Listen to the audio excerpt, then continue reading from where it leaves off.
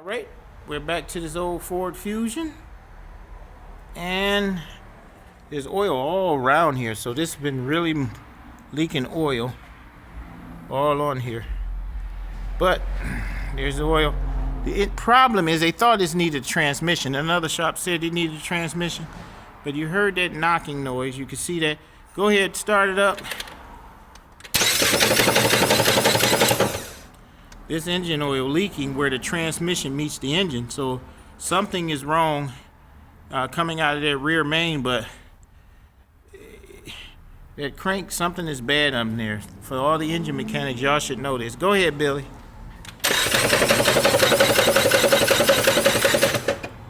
So there's something in that motor. That is not transmission fluid coming out of there. That's engine oil. So